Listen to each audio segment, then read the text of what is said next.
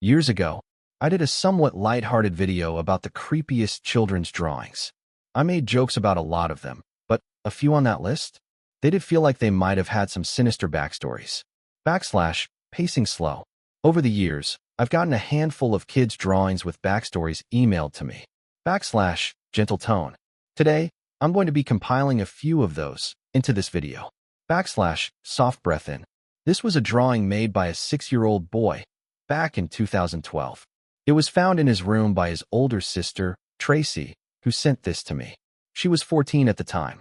She showed it to her parents. In the picture, the whole family is drawn sitting around the dinner table, done in that innocent, wobbly way 6-year-olds usually draw. But the reason Tracy showed it to them was because she recognized everyone at that table. Mom, Dad, herself, even the family dog and cat. But there was one person she couldn't recognize. Sitting on the floor, kind of behind the table, was a man. Slightly uneasy. Tracy told me in her email that when she asked her little brother who that man was, he just shrugged his shoulders and said, he's not allowed to tell. The man was dressed in all black, with reddish-brown, curly hair.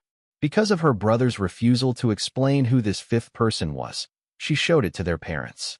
They assumed maybe he had an imaginary friend or was pretending to see ghosts or something. At dinner that night, they asked him about the man. He just made a pouty face and shrugged.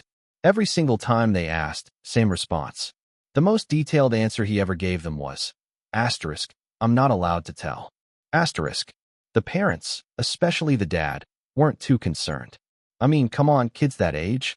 They'll draw anything and make up wild stories behind it. Tracy, though, would often be left in charge of watching her brother when their parents weren't home. And one day, she heard him talking to someone in his room. She went to check, only to find him sitting on the floor, playing with his toy car set, talking, most likely to himself. She asked, "Are you talking to someone?" Slight mimicry, childlike. He looked at her, shrugged again, and pouted. Then she noticed something. A few candies scattered on the floor. They were green apple flavored. A very specific kind she knew her mom never bought. She asked him, "Where did you get these?" But he ignored her, went back to playing. Tracy picked them up, and that made him angry. He yelled, "Give them back." She waited until their parents got home to ask if either of them had bought the unusual candy. But they hadn't. And it was summer break. He couldn't have gotten them from school. So, where were they coming from? Even when his parents pressed him, scolded him, he just pouted, stayed silent. His dad finally grounded him until he gave a straight answer. He wasn't allowed to leave his room. They checked everywhere. The closets, under the bed, even the hallway closets, and came to the conclusion no one had gotten inside the house. That night, while he was grounded, Tracy didn't lie on her bed. She sat by her bedroom door, listening, just waiting to hear if he started talking again. Tense pause. And sometime past midnight, he did. She jumped up, ran to his room, flung the door open, and saw her little brother, standing at his open window, talking to a man who looked like he was just about to climb in. Sharp, panicked tone. Tracy screamed for their mom and dad. The man ran off. Her brother started to cry. Once she explained what happened, that someone was talking to him through the window, the police were called. At first, he wouldn't say anything. But eventually, with the police in the room, he caved. Soft, childlike imitation. "My friend told me not to tell anyone, or he can't come play anymore." They asked his friend's name. He said he didn't know. They asked how old he was. Still didn't know. They asked what they'd do together. The boy said, "He brings me snacks and candy, and we just play with my toys."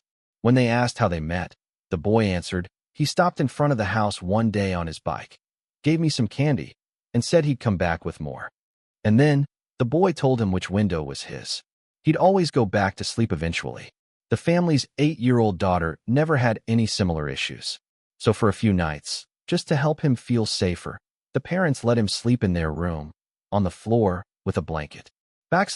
Thoughtful pause. Eventually, though, after this had gone on a little too long, they decided to humor him one last time. They asked him to draw what the thing at the foot of his bed looked like. Pause, growing tension. The drawing he handed them sent chills down their spines. It was this grudge-like figure, something so disturbing, it looked like it could give a grown man nightmares, let alone a 6-year-old boy. There was also something else. A shape at the window. When they asked him about it, he said, imitating boy, quiet and matter of fact. Sometimes it's at the window too, when it's not by the bed. Low, uneasy tone. The parents' solution? They moved his bed into the spare bedroom, across the hall. That one didn't have any large closets. Still, the mom who submitted this said she couldn't help but get creeped out every single time he'd come crying to their room in the middle of the night. Silence, deep breath. This third and last one is a little different. It's a mix of drawings and writing. 3 pages in total. It was found by the new babysitter of an 11-year-old boy named Rocco in Ottawa, Canada. The babysitter, we'll call her Alyssa, had been hired while Rocco's parents were away for the week. According to Alyssa, Rocco was quiet, barely spoke, kept to himself most of the time. He stayed in his room for the majority of the day, only came out to grab food or go downstairs to play video games. She tried to be friendly the first day, but after a while, she gave up. Either Rocco didn't like her, or he was just one of those creepy, withdrawn kids. So, Alyssa spent most of her shifts doing schoolwork, watching movies. One thing she did notice, though, was Rocco's obsession with guns. Toy guns were scattered throughout the house. Nerf guns, airsoft, plastic pistols, just lying around in random rooms. But she'd never been inside Rocco's bedroom. Not until one night. She had trouble sleeping and heard someone sneaking into her designated room. Tense whisper. It was Rocco, just standing there, in the doorway. She sat up in bed and asked. Soft, cautious tone. Rocco, is something wrong? Brief pause. He didn't say a word, just shut the door and ran off. The next day, Alyssa finally went into his room while he was downstairs playing games. He never went anywhere else, according to her. Not even outside. No friends. Nothing. Quiet pause. Inside the room, papers were sprawled across the floor. The first thing she saw was a drawing of a handgun. Not super alarming, just reinforced the gun obsession. But then she found a stack, 4 pieces of paper stapled together. 3 different staples. It looked like a storybook, a homemade booklet. The cover read, the babysitter. She instantly assumed it was about her. But rather than risk getting caught reading it, she took pictures of each page, including the handgun drawing, and left the room to read them elsewhere on her phone. Beat, slight shift in tone. This was the second page. Rocco had written, it was a regular day in the house. When Mom and Dad brought over the babysitter for the first time. There's something about her that I hate. I think it's how ugly she is. She's a huge nerd. I don't want her in the house. Not sure why my mom and dad hired her. I think I'm gonna have to kill her. The drawing beneath it?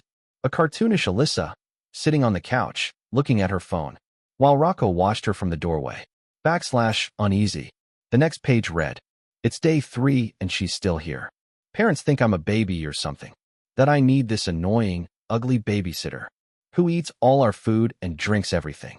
In the picture, Rocco is in the kitchen, reaching for a knife, while Alyssa's bent over, looking into the fridge. Shaking head, quiet concern. His hate for her was only becoming clearer. But the final page? It was the worst. It read, she caught me sneaking into her room. I have to be quieter next time. And the drawing? Rocco, standing over Alyssa, while she's asleep in bed. He's holding a knife, behind his back. No subtlety. No metaphor. Deep breath. After reading it, Alyssa went back to his room. Rocco was still in the basement. And there it was, right on his nightstand. A small kitchen knife. Alyssa took photos of the knife and the drawings and sent them to his parents. Then she called them. At first, they tried to brush it off. Said he was probably just joking. But something in her voice, or maybe the photos, got through. They were quick to agree. Rocco's grandmother came over that same day to take over. Alyssa left. She didn't contact the police or any other authorities. She took her 2 weeks of payment, accepted the parents' apologies, but not before giving them one final, quiet piece of advice. Firm, sincere. Your son needs serious help.